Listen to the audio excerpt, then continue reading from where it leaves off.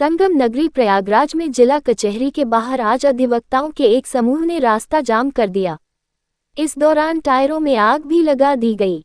जाम लगाने की जानकारी मिलने पर कर्नलगंज थाने की पुलिस पहुंची। जले हुए टायर को रास्ते से हटवाया गया। प्रदर्शन कर रहे वकीलों से बात कर चक्का जाम खुलवाने की कोशिश किया।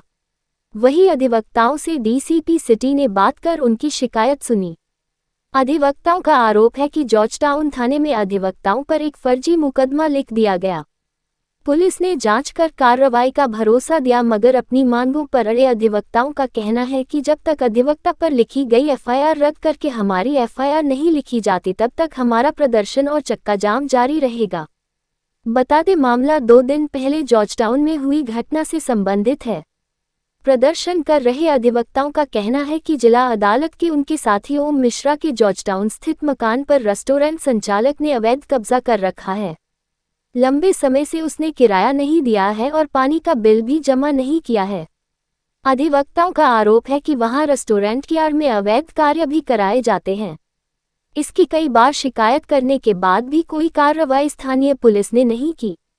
ऐसे में 2 दिन पहले मकान मालिक ने मकान में ताला लगा दिया।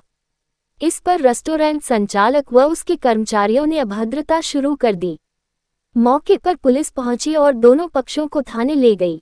आरोप है कि इसके बावजूद पुलिस ने उल्टा मकान मालिक व उनके साथ गए अधिवक्ताओं पर ही मुकदमा दर्ज कर दिया। इसकी जानकारी हुई तो बुधवार सुबह अधिवक्ता आक्रोशित हो उठे और उन्होंने कचहरी के बाहर रोड जाम कर दिया। उन्होंने अपने साथियों पर दर्ज मुकदमे से गंभीर धाराएं हटाने, एफआईआर दर्ज किए जाने व एसएचओ जॉर्ज टाउन को सस्पेंड करने की मांग उठाई। वहीं इस मामले में डीसीपी सिटी मनीष कुमार शांडिल्य ने बताया कि अधिवक्ताओं को जांच कर उचित कार्रवाई का आश्वासन दिया गया है। उनसे बातचीत चल रही है। वहीं कचहरी के बाहर अधिवक्ताओं ने टेंट लगवाना शुरू कर दिया है और उनका कहना है कि जब तक हमारी मांगें पूरी नहीं होगी हमारा प्रदर्शन जारी रहेगा। 365 दिन के हमारे यहाँ अधिवक्ता मिस्टर ओम मिश्रा जी हैं, जिनकी संपत्ति जॉर्ज टाउन में है। वह किराए पे दिए हुए हैं किसी को। वहाँ पे असंवैधानिक लैंगिक अपराध होते हुए उन्होंने पाया तो खाली कराने की कोशिश किया। तो जो किराए पे लिया हुआ है, जिसके ऊपर 36 लाख रुपए बकाया है किराए का, 16 लाख रुपए बिजली पानी का, उन्होंने गलत तरीके से थानाध्यक्ष को पैसा देके मुकदमा दर्ज कराया, जबकि थानाध्यक्ष अपने सामने लिखित समझौता लिखवाया है। उसके बाद इसके बाद लूट की एफआईआर लिखी गई, SC ST के पैसा लेके बोल के लिखवा रहे हैं। के थानाध्यक्ष, थाना के कुछ और सिपाही कर्मचारी वहाँ पे संलिप्त हैं, सारे लोग। यह अधिवक्ता के मान सम्मान और गरिमा के खिलाफ की लड़ाई है। यह लड़ाई में जब तक हमारी पूरी मांगे नहीं पूरी की जाएंगी, हम अपने प्राणों की आहुति दे के लास्ट दम तक लड़ते रहेंगे। जिस अधिवक्ता का मामला है, उनको 2 बार गश्त आया, वो बेहोशी अवस्था में दुकान में पड़े हुए हैं, मिस्टर ओम मिश्रा जी। पुलिस प्रशासन का इस प्रकार का रवैया कतई अच्छा नहीं है। कानून का रक्षा करने वाला यदि उसका भक्षक हो जा रहा है तो आम जनता का क्या हाल होगा, यह अधिवक्ता बर्दाश्त नहीं करेगा। हमारी मांग ये है कि एफआईआर स्पंज करें, हमारी एफआईआर दर्ज करें, एसएचओ को सस्पेंड करें, तब हम यह आवाहन खत्म करेंगे। नहीं तो हम यहाँ टेंट लगा रहे हैं, चलेगा। आज यहाँ होगा, आज शाम तक इस पे निर्णय प्रशासन ने नहीं लिया तो कल महाराणा प्रताप चौराहा जाम होगा, टेंट वहाँ लगेगा, सामियाना वहाँ लगेगा, पूरा जिला जाम करेंगे। हम किसी भी प्रकार, नाम मेरा अमित तिवारी, मैं किसी प्रकार से। वहीं पुलिस ने अधिवक्ताओं को समझा बुझाकर मामले को शांत कराया और अधिवक्ताओं की शिकायत पर additional commissioner of police Ajay Pal Sharma ने एसओ जॉर्ज टाउन को किया लाइन हाजिर।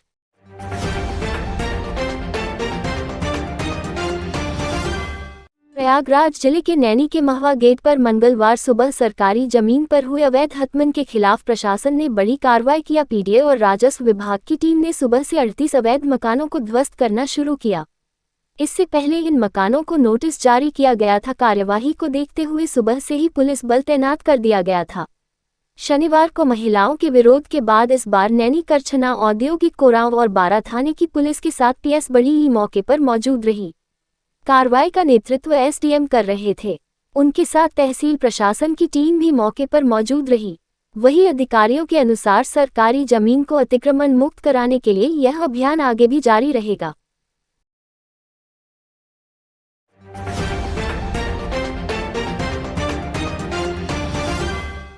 विधान पूर्वक हुआ भगवान जगन्नाथ जी मुकुट एवं नील चक्र पूजन।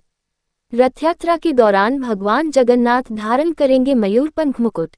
भगवान श्री जगन्नाथ जी 15 दिनों के लिए अपने मौसी के घर आए थे, जहां पर बीमार हो गए थे और उनका इलाज चल रहा था। वहीं अब उनका स्वास्थ्य सामान्य है और 16 तारीख को भगवान यात्रा पर निकलेंगे, जिससे पहले तैयारी तेजी से चल रही है। तो वहीं अब भगवान श्री जगन्नाथ महोत्सव समिति ट्रस्ट द्वारा आर्य भवन 0 रोड में विधि विधान पूर्वक भगवान जगन्नाथ, देवी सुभद्रा एवं बलभद्र जी का मुकुट पूजन एवं पुरी धाम से आया भगवान जगन्नाथ जी के नील चक्र पूजन किया गया। वही 16 जुलाई को होने वाले रथ यात्रा महोत्सव का की पूरी तैयारी की जा चुकी है। भगवान जगन्नाथ रथ यात्रा के दौरान चांदी का श्री मुकुट धारण करेंगे, जिसमें रत्न जड़ित मयूर के पंख से सुशोभित होगा और भ्राता बलभद्र ताहिया नामक मुकुट धारण करेंगे, जो रत्न जड़ित शेषनाग की छवि दिखाई पड़ेगी। और देवी सुभद्रा किरीट नामक मुकुट धारण करेंगे, जो रत्न जड़ित चंद्रिका से सुशोभित होगा।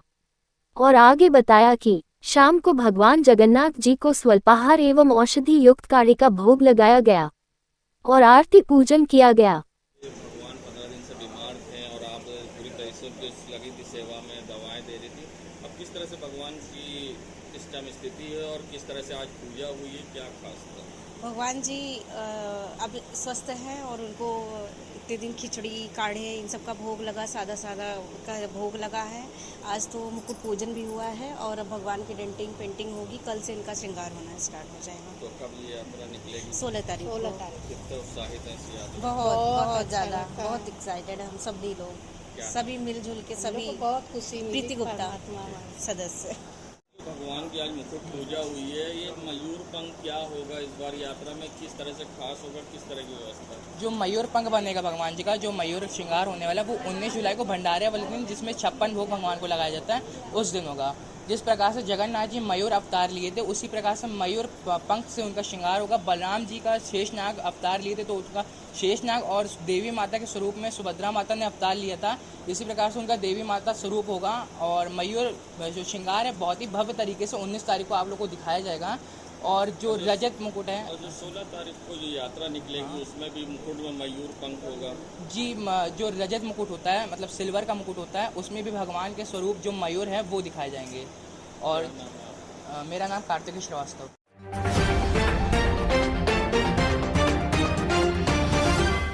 प्रयागराज से दिल्ली जा रहे स्पाइसजेट के एक विमान का एयर कंडीशनर SBE मंगलवार को खराब हो गया।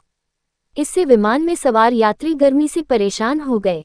यात्रियों द्वारा बोर्डिंग पास से पनखा करते हुए बनाए गए वीडियो सोशल मीडिया पर वायरल हो रहे हैं। ये घटना स्पाइसजेट की उड़ान SG 9042 में हुई। यह विमान पहले देहरादून से यात्रियों को लेकर प्रयागराज एयरपोर्ट आया था। प्रयागराज से स्पाइसजेट की नियमित विमान सेवा नहीं है। दरअसल प्रतापगढ़ स्थित कृपालु महाराज के आश्रम मंदिर आने के लिए देहरादून से उनके भक्तों ने यह विमान बुक किया था। इसमें अधिकतर महिलाएं शामिल थीं। देहरादून से आए इन यात्रियों को छोड़ने के बाद इसी विमान ने प्रयागराज से दिल्ली के लिए व्यावसायिक बुकिंग दी थी। रूटिंग फ्लाइट होने के कारण इसने किराया कम रखा था, जिससे इसे पूरे यात्री मिल गए थे। दोपहर में दिल्ली के लिए रवाना होने के कुछ देर बाद विमान के SBE में खराबी आ गई। यात्रियों ने शिकायत की कि विमान कंपनी पूरा किराया ले रही है, लेकिन सुविधाओं के प्रति लापरवाही बरत रही है। यात्रियों की शिकायत के बाद कुछ देर में SBE को ठीक कर लिया गया। इस संबंध में एयरपोर्ट डायरेक्टर गणेश यादव ने बताया कि स्पाइसजेट की यहां से नियमित विमान सेवा नहीं है, फिर भी कंपनी से यात्री सुविधा में लापरवाही को लेकर बात की जाएगी।